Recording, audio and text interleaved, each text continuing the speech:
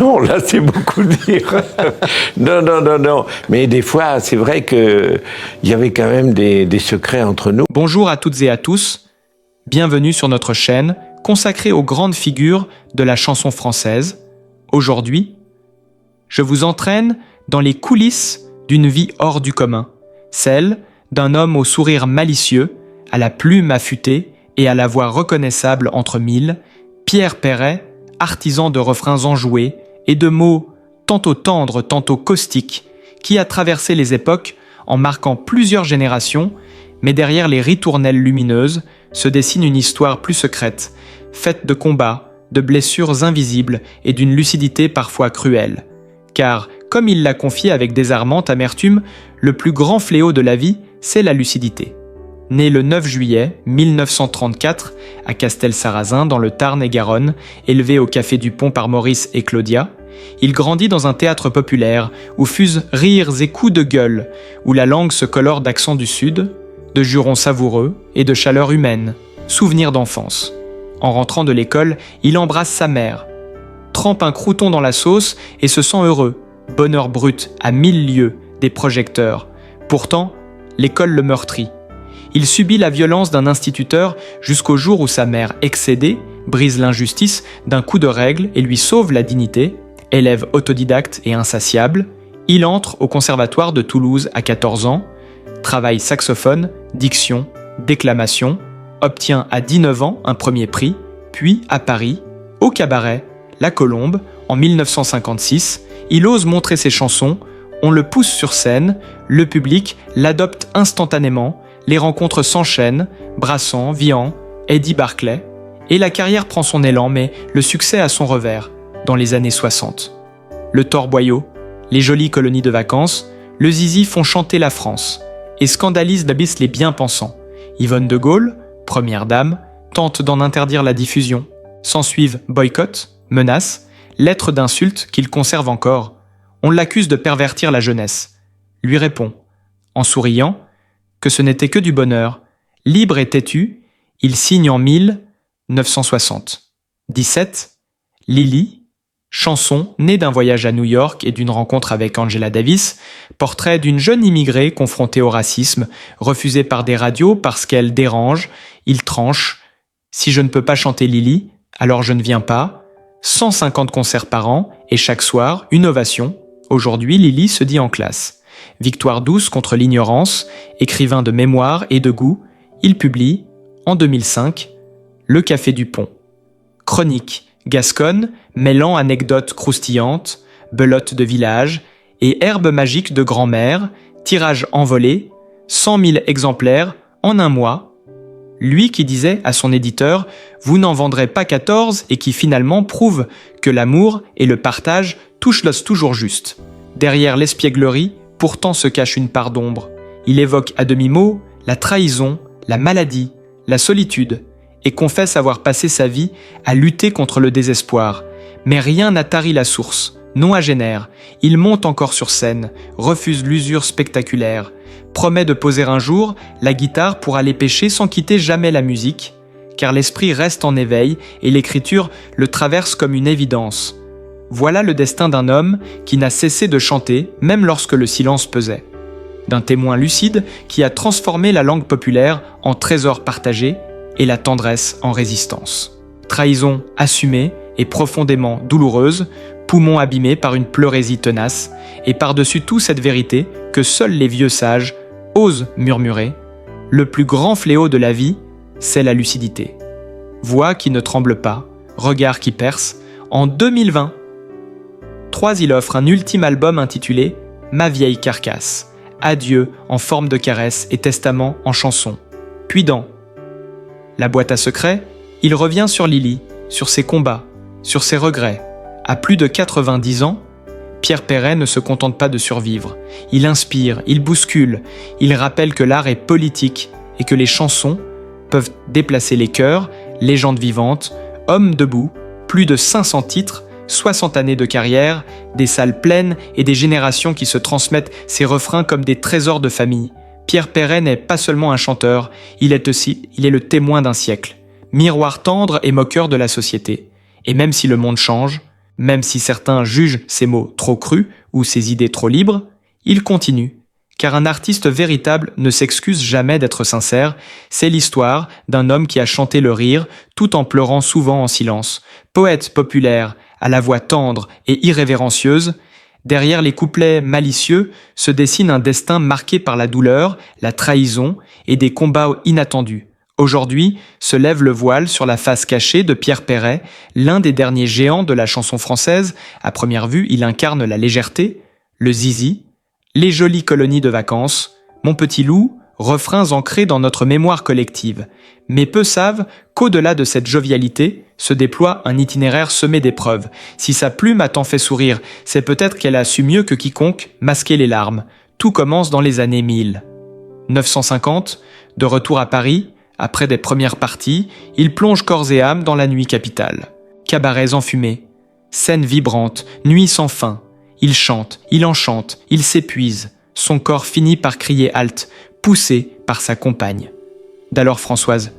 Il consulte, diagnostic léger, vitamines et repos. Mais les jours passent et les symptômes s'aggravent. Il suffoque. Tombe alors le verdict, liquide pleural comprimant le cœur, ponction de 2 litres, repos absolu. Danger écarté de justesse. Pour se remettre, il part à Luchon, dans les Pyrénées, décor bucolique, propice à la guérison, du moins l'espérait-il. Au cœur de cette vulnérabilité survient le coup de poignard. Françoise le quitte pour le médecin qui le soigne. 4 années d'amour balayées, trahison intime et profonde, isolé et malade, il doit se reconstruire. Peu à peu, il s'agrippe à ce qui demeure, la musique et l'écriture. La santé vacille encore, long traitement imposé cette fois en Haute-Savoie, 7 mois à Saint-Salmos, loin de la Seine et de Paris. Il écrit, il pense, il guérit.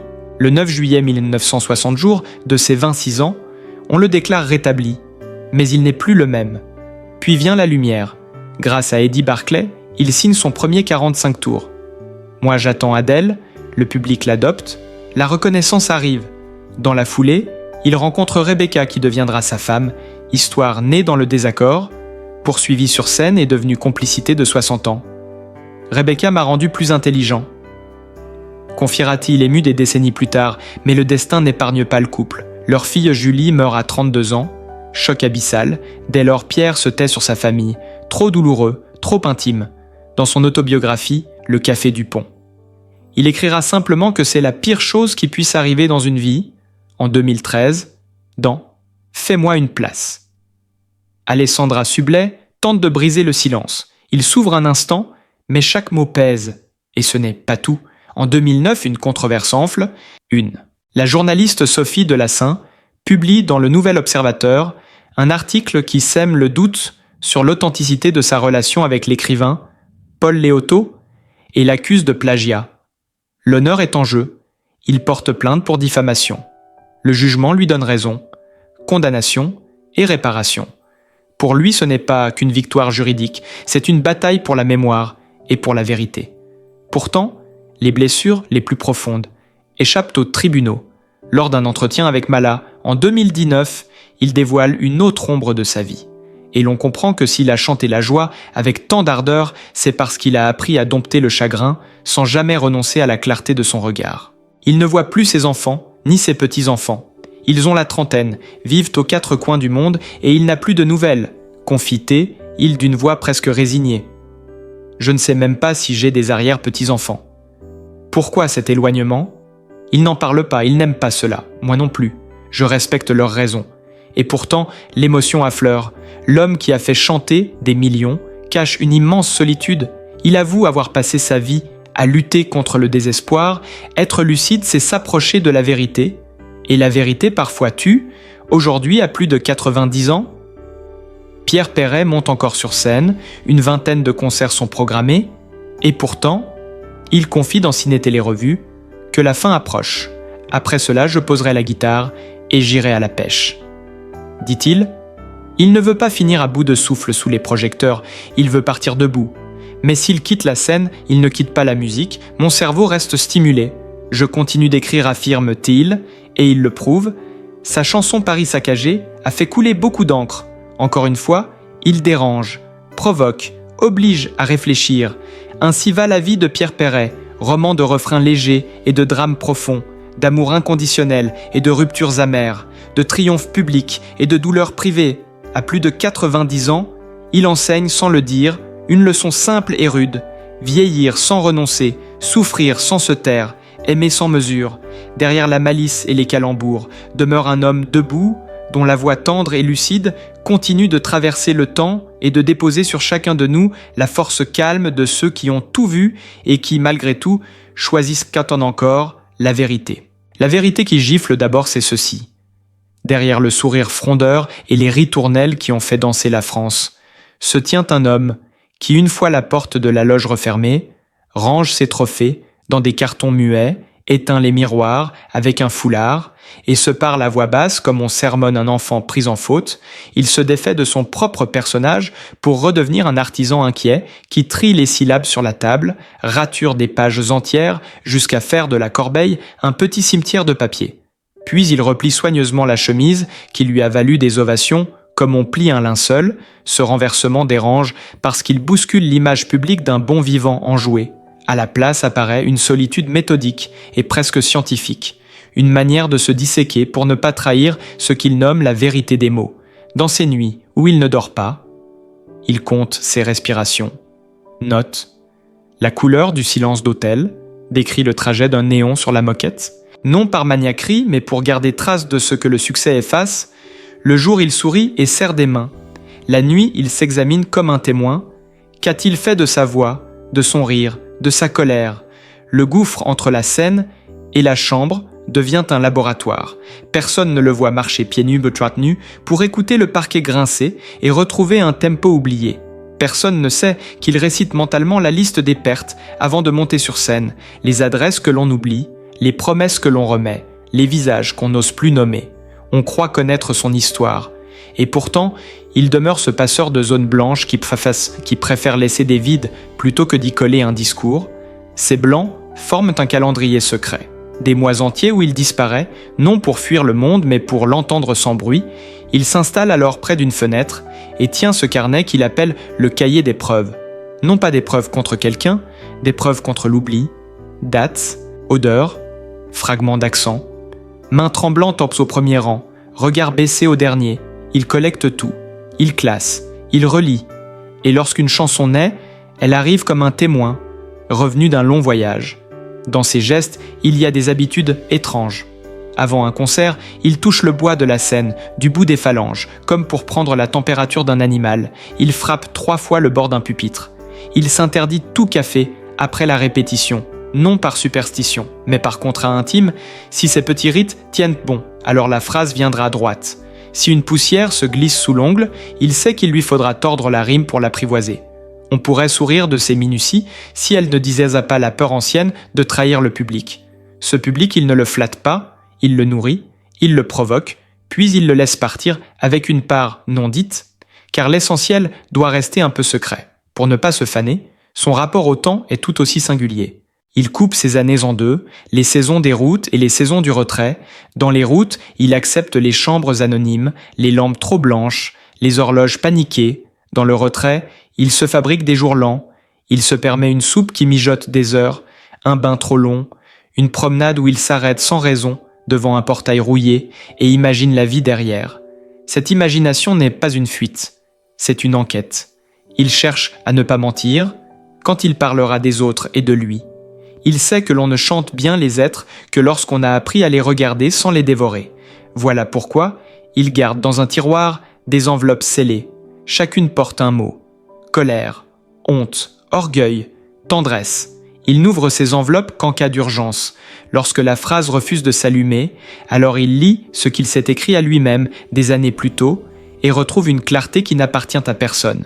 Pendant que le monde s'agite autour de polémiques bruyantes, lui poursuit cette archéologie intérieure. Il se méfie des explications rapides. Il se méfie des campements idéologiques où l'on érige des statues et des bûchers dans le même souffle. Il ne joue pas au sage, il s'y oblige. Quand la tempête vient, il ne répond pas par un slogan. Il cherche le point de fracture, ce moment où la dignité d'un être a basculé. C'est là qu'il place la note juste. La note qui ne crie pas mais fissure ce qui devait l'être. Il y a aussi ces heures invraisemblables où il s'impose le silence le plus strict. Pas un mot, pas une radio, pas une lecture. Il regarde sa main posée sur la table et attend. Il sait que le langage a besoin de fin pour redevenir vrai. Le plus inattendu demeure sa manière d'aimer. Non l'amour, vitrine, l'amour qui s'exhibe, en sourires organisés. L'amour chez lui a toujours été un atelier, non un refuge, mais une forge. Il ne demande pas à l'autre de le consoler. Il lui demande de l'aider à ne pas se trahir. Cela a donné des jours incandescents et des nuits heurtées. Il a connu les joies radieuses d'une complicité qui l'éclairait et l'obligeait, des matins où un simple regard suffisait pour déplacer une strophe entière. Il a connu aussi l'épreuve des mots qui blessent. Les heures où l'on se parle trop fort parce qu'on s'est tu trop longtemps. Il ne nomme pas, il protège. Mais il raconte ce parfum de peau qui soudain déclenche une mémoire complète, une terrasse d'été, une ombre qui passe. Et le vers vient. Il sait qu'aimer, c'est laisser en l'autre un domaine inviolable. Il n'a jamais confondu la tendresse avec la capture. Sa manière de dire « je t'aime » ressemble à un contrat clair. Je te vois et je ne te réduis pas. Ce pacte lui a parfois coûté, car l'époque préfère les aveux rapides et les promesses en vitrine. Lui s'obstine à préférer les preuves discrètes, un bol posé chaque matin du même côté de l'évier, un livre ouvert sur la page de l'autre, un pull plié au pied du lit pour dire « reviens quand tu veux ». Il n'y a rien de spectaculaire dans ses gestes, et pourtant tout est dit. L'amour continue, là où les grands mots trébuchent. S'il parle peu de ses failles, c'est qu'il les travaille. Il avoue avoir un jour brûlé un cahier entier en se rendant compte qu'il écrivait pour plaire et non pour comprendre. Ce feu l'a humilié et sauvé. Il s'est juré de ne plus jamais écrire pour recevoir, seulement pour donner juste. Il a aussi ce rapport étrange au lieu. Il garde des clés d'endroits où il ne retourne presque jamais, non par mélancolie, mais pour se rappeler qu'un lieu peut survivre à notre absence. Cela l'aide à accepter les départs. Dans les couloirs de télévision, il marche lentement comme si chaque pas devait peser. Il regarde les techniciens avec une gratitude réelle. Il sait que la lumière ne vient pas que de la scène. Dans les studios, il demande toujours un temps de solitude avant l'enregistrement. Il ferme les yeux, pose la paume sur la table et attend que le battement se calme. Alors seulement il parle, la chose la plus difficile à croire, pour qui ne le connaît qu'à travers ses refrains lumineux. C'est cette discipline presque monacale, pas d'ascèse punitive, mais une rigueur tendre. Il se relève pour noter un mot tombé dans le sommeil, il rit seul lorsqu'un calembour lui fait signe, puis il le rature s'il triche avec l'humain. La langue pour lui n'est pas un jouet, c'est une main tendue. Et si parfois il s'autorise la malice, c'est pour mieux ouvrir la porte à ceux qui blessent et qui, une fois nommés, blessent moins. Il y a enfin ces instants de scène que personne ne raconte. La seconde, où le rideau respire avant de s'ouvrir, l'odeur mêlée de poussière et de cuivre, la vision d'un fauteuil vide au milieu, il y voit toujours quelqu'un. Il lui adresse la première phrase comme on s'adresse à un absent, c'est peut-être là son secret. Il parle aux absents, sans les forcer à revenir. Il les laisse habiter la chanson à leur manière. Et c'est pour cela que tant de vie entre dans ses couplets. Son amour a aussi pris la forme d'amitié, exigeante, des alliances silencieuses avec des musiciens qui ne jouent pas pour briller mais pour écouter. Une main sur l'épaule en sortie de scène, un regard qui remercie au lieu d'applaudir, des dîners où l'on parle d'autre chose que de soi. Plein de rires mais aussi de silences délicieux. Dans ces cercles, il trouve la force de ne pas devenir ce qu'on attend de lui. Il sait refuser la facilité des images toutes faites, à ceux qui voudraient le voir se ranger. Il oppose une politesse ferme, je vous entends. Mais je préfère entendre ce que je n'entends pas encore, c'est sa manière d'ouvrir la fenêtre, à l'inconnu sans rompre avec ce qui l'a construit. Dans les heures les plus sombres, il a une technique d'enfant, il pose 2 chaises face à face, s'assoit sur l'une et imagine que l'autre est occupée par le garçon qu'il fut. Il lui parle comme à un apprenti rétif. Tu as le droit de douter, mais pas de marchander ton intégrité. Puis il se relève, range les chaises et se remet au travail, car tout revient au travail, à cette obstination humble qui refuse de prendre la douleur pour une excuse. Il n'a jamais aimé qu'en agissant. Une soupe, un mot. Un voyage improvisé pour rejoindre quelqu'un qui se tait trop, une chanson offerte sans bruit, dans ce tissage discret, se tient la part la plus secrète et la plus vraie de sa légende. Non pas l'éclat, mais la tenue. Non pas le vacarme, mais la fidélité à une ligne intérieure. C'est ici que s'expliquent ses soissons, ses choix les moins compris, ses refus soudains d'apparition ou ses annulations qui faisaient jaser. Il n'y avait ni caprice ni calcul, seulement l'intuition que la sincérité vacillait et qu'il fallait la préserver. On dira que c'est un luxe. Lui répond que c'est un devoir. Il n'y a de chansons durables que celles qui ont résisté au confort. La beauté n'aime pas les canapés trop doux, l'amour non plus. Et s'il continue d'écrire, c'est parce que chaque jour lui apporte sa part de mystère, un geste vu dans une file d'attente, une voix qui hésite dans une caisse de supermarché, un adolescent debout contre un mur qui cherche ses mots. Ce sont ces petites secousses qui déplacent ses collines intérieures. Alors il rentre, il ouvre la fenêtre, il pose la plume et recommence. Dans la pièce, il n'y a que cette présence obstinée. Un homme qui refuse la pause, qui préfère la justesse à la victoire, qui aime s'en tenir et qui chante pour que la douleur trouve sa forme. Voilà ce qui reste quand on croit tout savoir. Un cœur patient qui continue de choisir la vérité même quand elle coûte, et un amour, intact parce qu'il ne s'impose pas, qui traverse les années comme une eau souterraine. On ne la voit pas toujours, mais c'est elle qui rend la terre fertile. Ce qui sidère d'abord, c'est cet aveu qu'il n'a jamais rendu public et qu'il a griffonné, un soir sur le papier, à en tête d'un hôtel anonyme. Il avait préparé un texte d'adieu à la scène, une page sèche et lumineuse où il remerciait sans pathos, annonçant qu'il partirait dès le lendemain, puis il a glissé la feuille dans la doublure de sa veste. Il a dormi 1 heure, s'est levé avant l'aube, a traversé la ville encore vide pour écouter les trottoirs respirer, et au premier camion de livraison croisé, il a su qu'il resterait, non par courage héroïque, mais parce que la vie venait de lui parler à voix basse. Cette volte, face silencieuse, contredit l'image d'un homme toujours sûr de lui. Elle dit l'abîme et la remontée. Elle dit l'énigme d'un artiste qui se retire au bord de la falaise pour mieux mesurer la profondeur du ciel. Il a gardé cette lettre. Il la relit certains matins, non pour se flageller, mais pour se rappeler la nécessité de douter. À partir de là, bien des choses bateau changent. Il se met à marcher incognito, au petit jour dans les quartiers de marché. Il écoute les voix des manutentionnaires, le claquement des caisses, la plainte douce d'un couteau sur une planche. Il collecte ses timbres pour les prêter ensuite à ses personnages. Puis il rentre et pose sur la table un bol ébréché. Touche la fêlure du doigt pour se souvenir qu'aucune beauté n'est complète. On s'étonne parfois de sa douceur envers les inconnus. Il n'y a pas de mystère. Il tient la liste de ceux qu'il a déçus. Et 1 fois par mois, il appelle l'un d'eux pour demander pardon. Parfois on ne décroche pas, parfois on raccroche, parfois une voix attendue, depuis 20 ans s'éclaire, et lui dit que le temps a fait son œuvre. Ces appels ne soignent pas sa culpabilité, mais ils lui donnent l'élan nécessaire pour continuer à chanter sans se mentir. Il y a eu aussi cet hiver déraisonnable où la neige a vidé la salle d'un bourg de montagne. Un seul spectateur s'est présenté.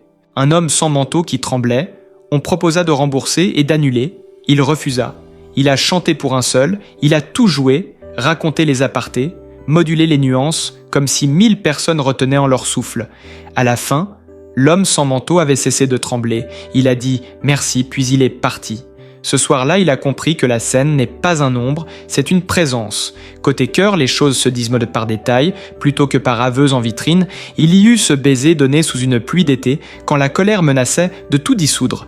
Il y eut cette soupe de minuit, préparée en silence pour dire « je reste ». Il y eut ces mots appris par cœur pour être sûr de les prononcer sans blesser, et qu'il n'a finalement jamais dit, car le regard de Rebecca suffisait. Leur amour a été une école exigeante, non un refuge, mais un lieu d'exactitude. On s'y parlait mieux après s'être tu, on s'y reprenait, on s'y écrivait des billets qui ne quittaient pas la maison. Une fois, il a imaginé partir loin pour éprouver l'usure de l'attachement. Il a bouclé une petite valise, l'a posée près de la porte. Rebecca a souri sans tristesse et a dit « Fais comme tu sens ». Il a alors compris que la liberté qu'elle lui accordait était plus forte que toutes les chaînes. Il a rangé la valise et ils ont dîné. Il y a eu des failles aussi. Une brève histoire, impossible, avec une musicienne, rencontrée sur un plateau, non un adultère bruyant, mais un éblouissement contenu. Il s'écrivait des mesures au lieu de phrases, une suite de notes posées en marginaux. Au bout d'1 mois, ils ont brûlé la partition et se sont serré la main. Il en a gardé l'idée qu'une beauté peut n'accomplir son travail que si on la laisse inachevée, cette incomplétude est devenue un principe. Dans ses chansons, il laisse des portes entr'ouvertes pour que chacun y passe. Il parle rarement des visites qu'il a faites. Pourtant, un matin, il a pris seul un train très tôt et a posé une fleur sur une tombe où aucun nom familial ne figurait. Il a parlé à voix basse à sa fille absente. Il lui a raconté la couleur du ciel, la maladresse d'un journaliste, la blague d'un régisseur. Puis il a promis de ne plus exposer leur peine à la lumière des plateaux. De ce vœu est née une pudeur nouvelle. Il ne répond plus à certaines questions. On lui en fait reproche. Il sourit. Il préfère protéger ceux qui restent vivants. On imagine ses journées toutes données à l'écriture. Il y a aussi des tâches obstinées. Apprendre à apprivoiser la main qui tremble, reprendre le souffle au saxophone pour refaire circuler l'air, apprêter un ragoût qui mijote des heures pour désarmer la colère, ranger ses carnets par saison plutôt que par thème. Il y glisse des recettes de cuisine à côté de brouillons de couplets. Non par coquetterie, mais parce qu'il estime que nourrir et dire procédant de la même fidélité. Quand une polémique éclate, il n'y répond pas avec la colère attendue. Il redescend au terrain, il marche, il discute avec ceux que l'on caricature, il accepte l'inconfort des contradictions, il refuse les sommations de choisir des camps trop étroits. Il a parfois payé ce refus, on l'a dit tiède, il a accepté la blessure et a continué de chercher la note qui rassemble sans diluer. Il existe dans son bureau une petite valise verte pleine de confettis ramassés après des rappels. À chaque poignée s'attachent des dates et des prénoms. Il n'ouvre pas souvent la valise, mais quand il le fait, l'odeur de scène remonte avec une fraîcheur intacte. Il se revoit alors en première partie d'un soir oublié, une loge, en contreplaqué, une chaise bancale, cette sensation d'être à la bonne place malgré l'incertitude. Il a gardé en secret un diplôme qu'on a voulu lui remettre et qu'il n'a pas voulu refuser publiquement, par égard pour les gens qui l'avaient préparé. Il a serré la main, a posé le carton chez lui, a écrit à la main une lettre qui disait la gratitude et les raisons profondes de sa réserve. Alors il a glissé la lettre jamais envoyée dans la petite valise verte, comme on range une preuve d'amour discret. Puis, il a repris la route avec cette certitude calme, seules les chansons savent te dire ce qui demeure. De scène en scène, il choisit la justesse plutôt que l'éclat, la vérité plutôt que le vacarme. Et c'est pour cela qu'il nous manque déjà, alors qu'il est encore là. Si ce portrait vous a touché et que vous voulez poursuivre ce voyage au cœur des vies qui éclaire la nôtre, abonnez-vous à notre chaîne et activez la cloche pour ne rien manquer.